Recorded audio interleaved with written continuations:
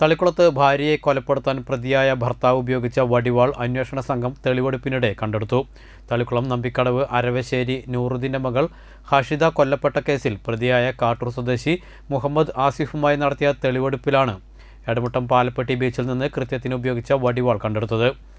കേസിൽ അറസ്റ്റിലായ ആസിഫിനെ 5 ദിവസത്തേക്കാണ് അന്വേഷണ സംഘം കൊടുങ്ങല്ലൂർ കോടതിയിൽ നിന്ന് കസ്റ്റഡിയിൽ വാങ്ങിയത്.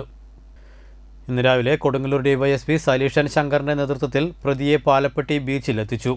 കഴിഞ്ഞ ഓഗസ്റ്റ് 20 വൈകിട്ട് 5:30 നമ്പിക്കടവിലെ വീട്ടിൽ വെച്ച് ഹഷിത കൊല്ലപ്പെടുന്നത്.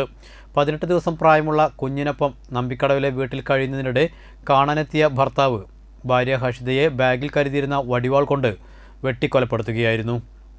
ആക്രമണം തടയാൻ ശ്രമിച്ച ഹഷിതയുടെ പിതാവ് നൂറുദ്ദീനും ആക്രമിക്കപ്പെട്ടിരുന്നു.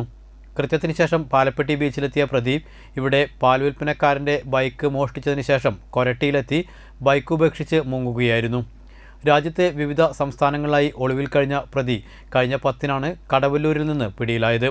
പ്രതി കൃത്യത്തിനായി ഉപയോഗിച്ച വടിവാൾ ഇന്ന് നടന്ന തെളിവെടുപ്പിനിടെ പാലപ്പെട്ടി ബീച്ചിൽ പൊന്തക്കാടിനുള്ളിൽ നിന്നാണ് പോലീസ് കണ്ടെടുത്തത്.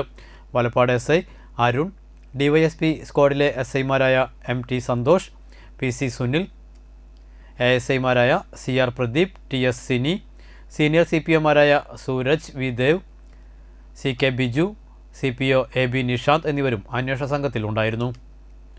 കൊരട്ടയിൽ ബൈക്ക് ഉപേക്ഷിച്ച സ്ഥലത്തും പ്രതിയെ തെളിവെടുപ്പിനായി അടുത്ത ദിവസം കൊണ്ടുവരും. കസ്റ്റഡി കാലാവധി തീരുന്ന ഈ മാസം 22 പ്രതിയെ കോടതിയിൽ ഹാജരാക്കും.